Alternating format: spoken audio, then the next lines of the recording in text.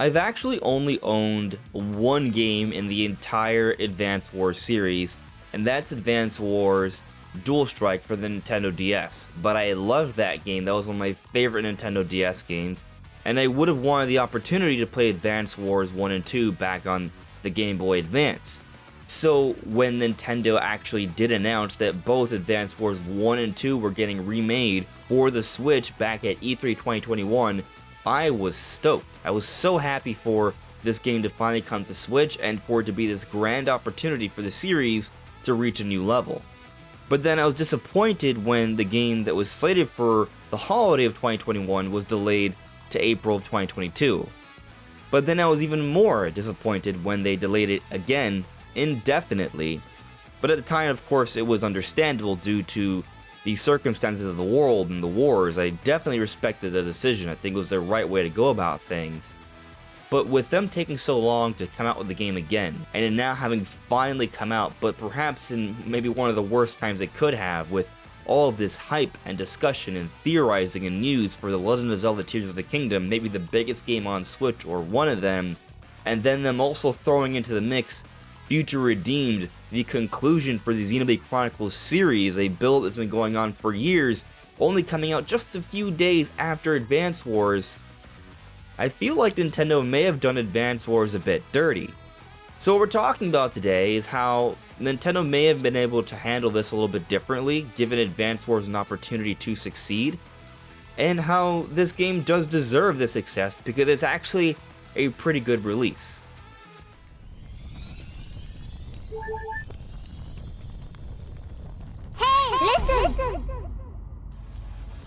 Welcome everyone, this is Andre's Restart, and yes, I've been playing Advance Wars 1+2 Reboot Camp over the weekend, and it's a great game, and I want to talk about today, and I want to also talk about how Nintendo just didn't do this game justice.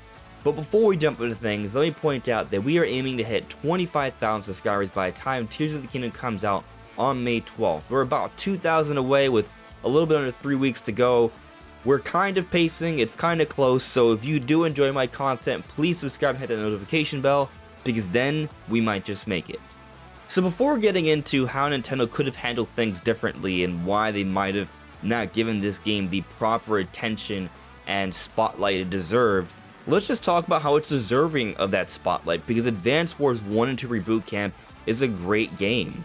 Now, I've seen discussion that maybe this game doesn't really deserve that much attention because it's just a remaster. Well, it's not really a remaster, it's actually a ground up remade game, and actually it's a compilation. It's Advance Wars 1 and 2. It's two games built from the ground up for Switch. It has beautiful HD visuals, I love the animations, they've added voice acting, which is a nice little touch, and perhaps I'm a little biased because the main character is named Andy, and while my name may be Andres, my family calls me Andy, and whenever I'm playing a game and I have the option to name myself, I always put Andy. It's like my video game name. So whenever I hear one of the actors say Andy, to me it hits me a little bit harder. So I am a little bit biased here, but it's a fun game. The game uses HD Rumble, which is kind of a neat little surprise. So when you're in battle and you feel a blast, you'll feel it from one side and then the other, which is a nice little touch. And the game offers two different difficulties. They have the classic difficulty, but if you want to just kind of breeze through the campaign, you have casual as well. The menu options, the UI options, they seem plentiful and it's clean. It's all very snappy and fluid. I love how they put this together. I'm excited for what they did with these two games. I think they did a really good job. The battles are in 3 dimensions now. There's online play, there's tons of collectibles. And the Advance Wars gameplay is the Advance Wars gameplay. It hasn't been changed dramatically in any way. There are some quality of life updates to do things quicker and just so it works better on Switch, but it's quality classic Advance Wars. So if you're into strategy games, I think this game is definitely a worthy consideration. It's a high quality release, and it's a little bit disappointing to me that Nintendo put out this game in this scenario. Because I felt that it had Advance Wars 1 2 Reboot Camp been given the right opportunity to come out and succeed and reach an audience, there might be follow-ups to this. WayForward worked on this project. They are behind the Shantae games, and I think they did a stellar job, and I would love to see them make another Advance Wars and see some success. And I'm not saying the game can't succeed. In a way, I'm making this video to kind of highlight, hey, look, Advance Wars is a thing and it's pretty good. So if you like strategy games, if you've played Advance Wars before, you may want to try this out. But I feel that with everything else going on, the game is just not going to get the proper attention it deserves. And in the lead up to this release, I was concerned for a few different reasons. One, because they delay the game so long, that initial excitement for the series may have waned somewhat. But then also, with this huge hype cycle for Tears of the Kingdom, we were wondering when they might give us the big final news blowout. And they gave us a trailer, which was great, but I was concerned that the news might come out the week of Advance Wars, and fortunately they did it a week beforehand with the big trailer. But since that big trailer, more news continues to trickle out.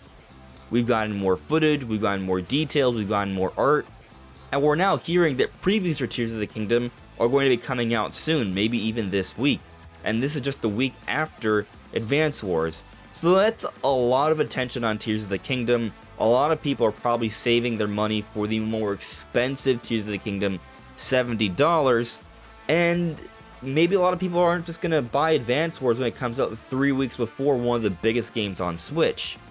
But to add insult to injury here, instead of saving Future Redeemed for June, which is when we were thinking they were going to come out with this epic DLC conclusion to this whole Xenoblade series, they've brought it out in April. They've rushed it out. Now, when I say rush, I don't mean it's complete. I'm sure it's complete 100% fine. I'm very excited for Future Redeemed.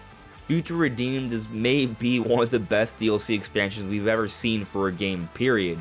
Don't confuse this video for me suggesting that Tears of the Kingdom or Xenoblade Chronicles 3 Future Redeemed aren't worth it. They are totally worth it. That's the problem. They are so worth it. They are so hyped. They are so exciting that they are taking away from Advance Wars. Future Redeemed was announced last week, just a few days before Advance Wars was going to come out, and it's coming out April 25th, 4 days after the release for Advance Wars. I bought Advance Wars this weekend because I had that memory of Advance Wars on the DS, and I missed the opportunity to play them on the Game Boy Advance. And I also wanted to fight back against this situation that's hurting the game, because I almost thought about holding things off for a few weeks, or probably actually a few months, and maybe, you know, you never know what's going to come down the road, and eventually I just never buy the game. That happens a lot, actually.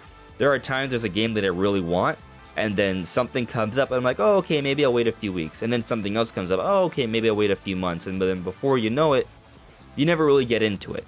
And I worry that that's going to be a situation for a lot of people who were on the fence about this game. And for those that might have given it a try, had there not been a big Tears of the Kingdom around the corner, or a major conclusion to the entire Xenoblade series releasing just a few days afterwards, they might have given it a try. And now they won't. So I'm very curious how well this game is going to perform.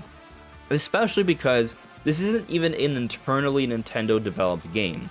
This was a game that they partnered with WayForward, who's behind the Shantae series, a great developer but a small developer, and I was excited for them to have an opportunity to work on an actual Nintendo game. And now it's looking like it's not going to get the attention it deserves. It's looking like it's not going to sell well. Now, I hope I'm wrong on this, and I hope that the quality of the game speaks for itself, and that the amount of Switch users out there makes up for the fact that there's this major distraction of Zelda and Xenoblade. I hope that. And maybe, you know, the same way I felt like, yeah, you know what, I want to play a good game this weekend. So I got Advance Wars, even though Xenoblade's coming out right around the corner. Maybe other people feel that same way. I will keep that optimism. But I'll also say this. When playing the game, knowing the game's been done for at least a year, and I see at the top right, it's saying version 1.0.0, I think to myself, are they even going to have any updates for this game? Or is it going to stay at version 1.0.0 forever? Had it come out when it was intended, maybe they would have had some DLC, maybe we would have had some success and momentum, and maybe they would have thought, what if we offer a paid expansion that reimagines and rebuilds Dual Strikes? All of a sudden, there's 3 different Advance Wars games in one package. Of course, you'd pay a little bit more, but it would probably be worth it. That would have been nice to see. Or what if they added an entirely new campaign, like a mini campaign, kind of like Future Redeemed in Xenoblade Chronicles, where it's a new expansion to a story, or like Future Connected in another remaster for the Xenoblade series. That would have been really cool to see, and that could have maybe have opened the door for more Advance Wars stories in the future. It could still happen, and maybe the Nintendo understands that circumstances just didn't allow this game to succeed in the right way, and they're just moving forward with what they have planned for the future, but they understand the quality of the release, and maybe they will work with WayForward again, and they will make a quality Advance Wars game, or whatever they decide to call it. Maybe it'll be like Switch Wars or Switch 2 Wars, but it'll come out, and when it does come out, it will find the success it deserves.